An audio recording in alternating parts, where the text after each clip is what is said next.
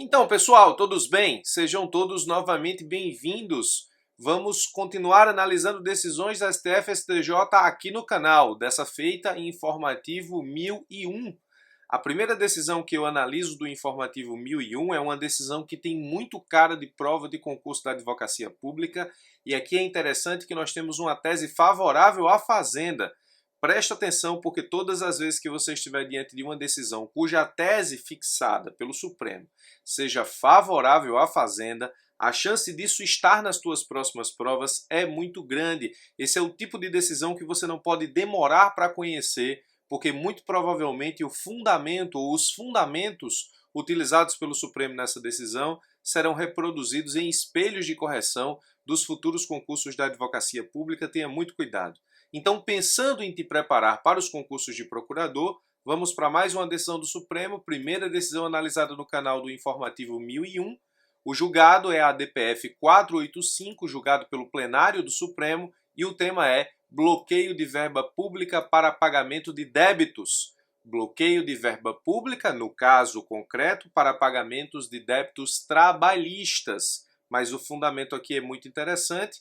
Nós tivemos fixação de tese por parte do Supremo Tribunal Federal, então toda a atenção é pouca. Esse é o tipo de decisão com cara de prova dos concursos de procurador.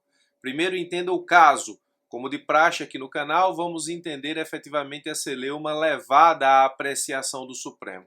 Empresa X é condenada na Justiça do Trabalho a pagar verbas laborais a um determinado reclamante. Aqui a relação processual trabalhista é entre reclamante e empresa X. Duas pessoas, uma pessoa física e uma pessoa jurídica de direito privado. Perceba que nós não temos poder público aí. É reclamante versus empresa X. Na execução trabalhista, não são encontrados valores para o pagamento da dívida, valores pertencentes à empresa X. Percebe-se, contudo, que essa empresa possui valores a receber junto ao Estado. Aqui você pode fazer a seguinte leitura. Pode ser Estado, pode ser União, pode ser município. No caso concreto foi Estado, ente federado Estado, mas poderia ser qualquer deles, a solução seria a mesma. Então, a empresa X não tem valores, não tem dinheiro, não tem bens para pagar o débito trabalhista, mas ela tem crédito para receber junto ao Estado em razão da prestação de serviço. O juízo trabalhista foi lá então e determinou o bloqueio dos valores, crédito da empresa nos cofres do poder público para pagamento do reclamante. Age com acerto o juízo, então nós temos uma empresa que é condenada a pagar dívidas trabalhistas junto ao juízo do trabalho. Na execução trabalhista não são encontrados valores, bens, propriedade dessa empresa para fazer frente a essa dívida, contudo ela tem créditos a receber junto ao Estado pela prestação de serviço. O juízo trabalhista, entendendo, portanto, que esse valor não pertence ao Estado, é crédito da empresa e, portanto, sendo crédito da empresa, ele funciona para saldar a execução trabalhista, manda bloquear os valores nos cofres do Estado, nos cofres públicos. E aí, se isso fosse uma questão de segunda fase, estaria perguntando o examinador se o juiz age com acerto.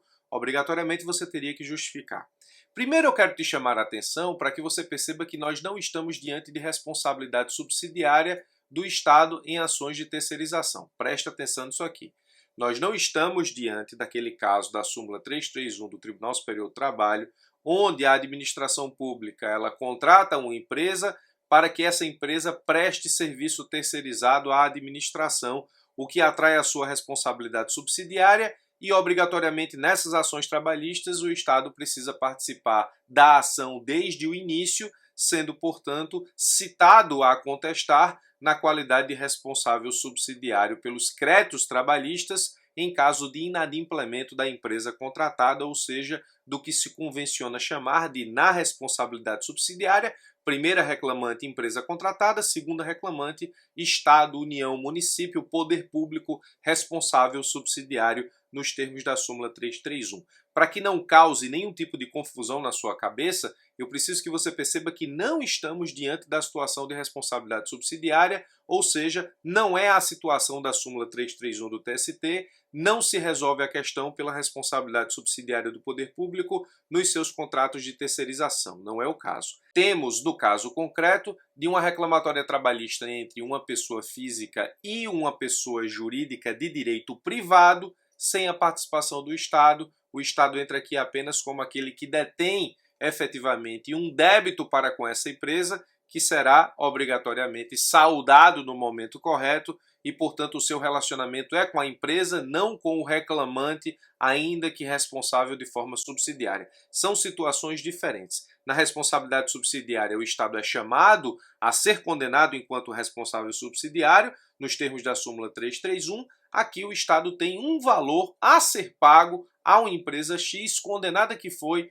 em reclamatória trabalhista, reclamatória essa a partir da qual nós não temos a participação do Estado, ou seja, são situações diferentes. Então, a responsabilidade subsidiária por conta de terceirização é uma coisa, esse caso levado à apreciação do Supremo Tribunal Federal é outra, cuidado para não fazer confusão entre as duas hipóteses.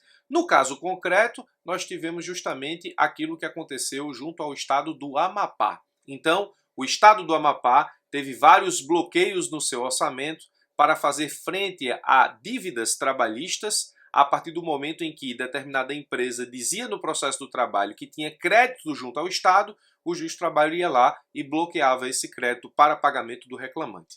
O governador do estado do Amapá ingressou, portanto, com ação de descumprimento de preceito fundamental junto ao Supremo Tribunal Federal, alegando que essas decisões da Justiça do Trabalho violam preceitos fundamentais. Ele listou 5 preceitos fundamentais. Quais são? Primeiro, o princípio constitucional do contraditório, depois o princípio constitucional da ampla defesa, depois o princípio constitucional do juiz natural, depois o sistema constitucional de precatórios e depois a segurança orçamentária, que também é protegida pela Constituição Federal.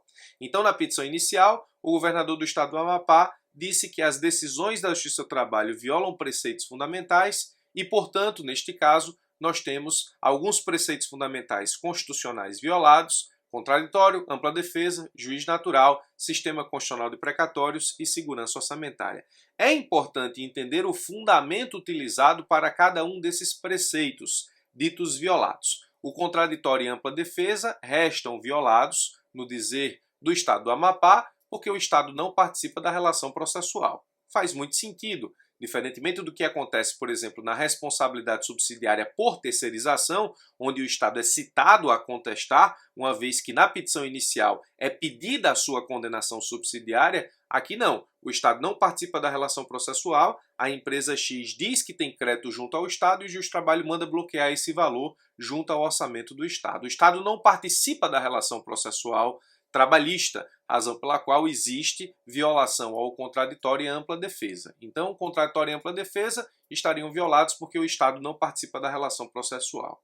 O princípio do juiz natural resta violado porque o juízo competente para julgar determinada lide entre a empresa X e o Estado é a Vara da Fazenda Pública e não a Justiça do Trabalho. Ora, perceba que o Estado não tem nenhum tipo de relacionamento processual ou material com o reclamante, no caso, ora analisado. O Estado tem um crédito/débito junto à empresa, ou seja, a empresa prestou serviços ao Estado, o Estado é devedor da empresa em relação a determinado valor para pagar essa prestação de serviço. Eventual lide que ocorra no que diz respeito a esse valor, o juízo competente para julgar isso é a Vara da Fazenda Pública, ou seja, o relacionamento empresa X e Estado não é resolvido na Justiça do Trabalho. Qualquer litígio que surja desse relacionamento ou dessa relação material tem que ser dirimida pela Vara da Fazenda Pública e não pela Justiça do Trabalho.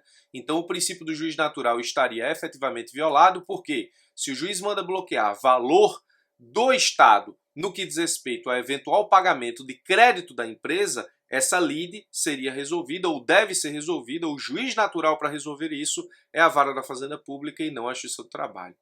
No que diz respeito ao sistema constitucional de precatórios, na mesma linha argumentativa, o Estado do Amapá diz o seguinte: se condenado pelo juízo competente, a Vara da Fazenda Pública, o valor a ser pago se sujeita ao sistema constitucional de precatório e não bloqueio do orçamento do poder público. Então, nesse caso, se o Estado é devedor da empresa e tiver que pagá-la judicialmente, o fará pelo sistema constitucional de precatórios e não via bloqueio no seu orçamento, como determinou a Justiça do Trabalho. E ainda diz que há violação à segurança constitucional orçamentária, porque disse o Estado do Amapá que o bloqueio de verba pública é ato de transposição orçamentária sem programação e sem previsão legislativa, o que viola a Constituição Federal, o que compromete a execução de política pública e representa indevida ingerência do Poder Judiciário no orçamento do Executivo. Perceba nesse caso que esses são os argumentos. 1 e 2. Estado não participa da relação processual, isso viola a contraditória e ampla defesa. Depois, o juízo competente para julgar eventual lide entre Estado e empresa X é a Vara da Fazenda Pública, não a Justiça do Trabalho, razão pela qual há violação ao princípio do juiz natural. Depois, sistema constitucional de precatórios resta violado porque, se condenado nessa lide, o Estado paga a empresa via sistema constitucional de precatórios e não via bloqueio de verba pública no orçamento público. E depois, no que diz respeito à segurança constitucional orçamentária, o bloqueio de verba pública é ato de transposição orçamentária sem programação e sem previsão legislativa, o que compromete a execução de política pública e representa indevida ingerência do Poder Judiciário no orçamento do Executivo. Essa indevida ingerência do Poder Judiciário no orçamento do Executivo, inclusive, traz violação ao princípio da independência dos poderes, artigo 2º da Constituição Federal. Então, assim provocou o governador do Estado do Amapá, o Supremo Tribunal Federal, via arguição de descumprimento de preceito fundamental. Esses são os preceitos ditos violados. Como se deu a decisão do Supremo Tribunal Federal? Em breve síntese, o Supremo disse o seguinte: é inconstitucional a interpretação que permite bloqueio, penhora ou sequestro de verbas estaduais ao fundamento de que os valores em questão constituem créditos devidos pelo Estado a empresas que sejam réis em ações trabalhistas. Isso porque os atos de constrição praticados pela Justiça do Trabalho sobre verbas públicas, sob a alegação de que as empresas reclamadas deteriam créditos a receber da administração estadual, configura violação dos princípios do contraditório, da ampla defesa, do juiz natural, do sistema constitucional de precatórios e da segurança orçamentária. Isso, no dizer do Supremo, a sua decisão apontou para esse caminho, ou seja, o Supremo entendeu restarem violados todos esses preceitos constitucionais a partir de toda essa argumentação. Então, essa argumentação tem que ser reproduzida por você na prova se isso aqui for questionado. Ou seja, se houver bloqueio de verba pública para pagamento de créditos a partir de uma lide existente entre alguém que seja credor de uma empresa que é credora do poder público, nesse caso específico, nós teríamos que desenvolver todos esses aspectos de fundamentação, todas essas violações a preceitos constitucionais e as respectivas fundamentações correlatas. Percebam que nós estamos diante de justiça do trabalho, perceba que nós estamos diante efetivamente de bloqueio de verba pública, mas se houver bloqueio de verba pública para pagamento de determinado credor de empresa que tenha crédito junto ao Estado, você praticamente aproveita toda essa fundamentação. Talvez não aproveite, em outro caso concreto, o argumento do juízo natural, se nesse caso, quem estiver julgando a lide também julgaria a eventual lide entre empresa e poder público, não havendo, por exemplo, vara da Fazenda Pública, sendo o juízo cível comum. Talvez não aproveite o juiz natural, mas todas as demais sim. O Estado não participando da relação processual, você aproveita aqui o contratório e ampla defesa. O bloqueio de verba pública viola o sistema constitucional de precatórios e viola, nesse caso, a segurança constitucional orçamentária do poder público. Então, essa fundamentação aqui é muito importante para provas de concurso. E, terminando, o Supremo fixa tese. A tese fixada pelo Supremo, aqui nesse julgado, está assim redigida. Verbas estaduais não podem ser objeto de bloqueio, penhora e ou sequestro para pagamento de valores devidos em ações trabalhistas, ainda que essas empresas reclamadas detenham créditos a receber da administração pública estadual, em virtude do disposto no artigo 67, incisos 6 e 10 da Constituição, e aí nós temos a segurança orçamentária constitucional e do princípio da separação de poderes, artigo 2º da Constituição.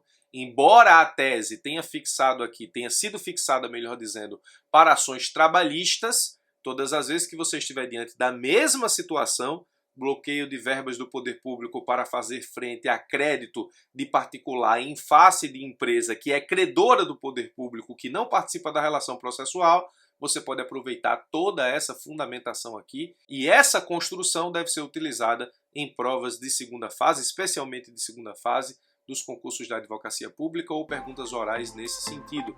É isso. Por esse vídeo fico por aqui, forte abraço e até os nossos próximos encontros.